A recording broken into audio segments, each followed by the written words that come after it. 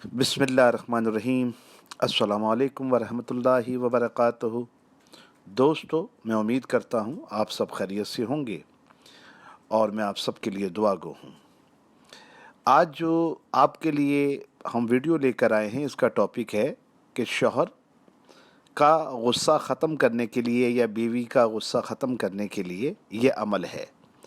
ये अमल इसलिए भी है कि जो बच्चियां अपने घरों में बैठ जाती हैं और शौहर तलाक देने पर बाज़िद होते हैं, तो उन बच्चियों को भी क्या करना चाहिए, इस अमल को पूरा समाअत फरमा लें। बीच में से काट के सुनेंगे तो मुमकिन है कि आपको बात समझ में नहीं आएगी। बीवी शौहर की निस्बत ज़्यादा मोहब्बत करने वाली होती है। इसके अंदर मोहब्बत का तलातुम खेज समंदर ही है, जिसकी बिना पर नस्ल इंसानी की बका और नशो व नुमा जारी है।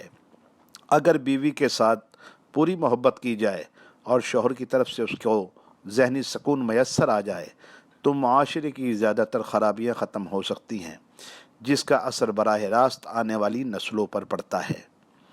शौहर के या बीवी के नारवा सलूक से निजात पाने के लिए इशा की नमाज के बाद अगर शौहर नाराज़ है तो बीवी पढ़े, अगर बीवी नाराज़ है तो शौहर पढ़े। इशा की नमाज के बाद 11 मरतबा दरूद शरीफ पहले और 11 मरतबा बाद में पढ़ना है।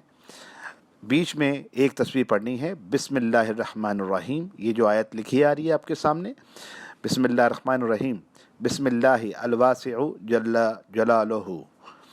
इस आयत को यानी कि हर दाने पर, तस्बीह के हर दाने पर बिस्मिल्लाहिर्रहमानिर्रहीम भी पढ़ा जाएगा और बिस्मिल्लाहि अलवासिउ जल्ला जलालुहु ये भी पढ़ा जाएगा। ये एक तस्बीह पढ़कर आपने दुआ करनी है।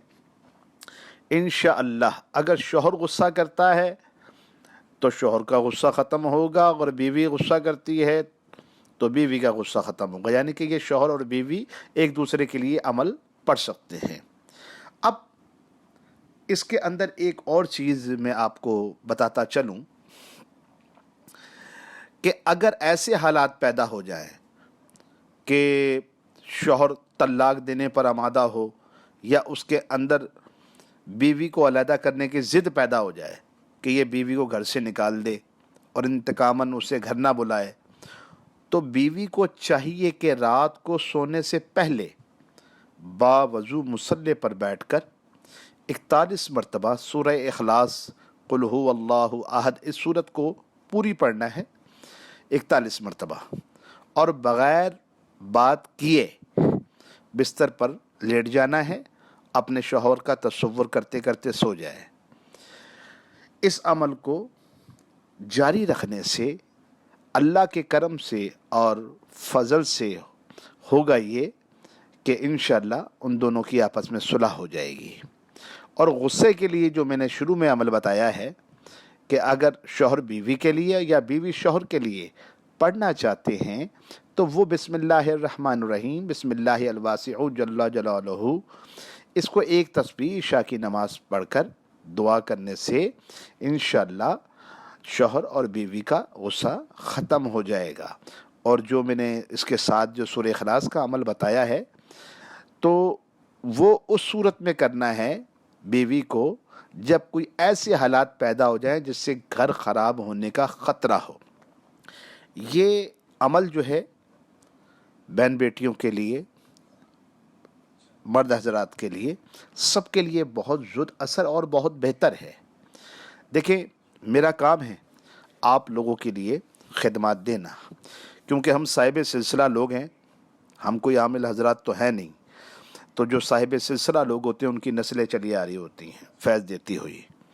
तो जो सूफ़ी हजरात या जो साहिब सिलसिला जो हजरात होते हैं, जब वो अमलियात बताते हैं तो उनके अमलियात में असर भी होता है।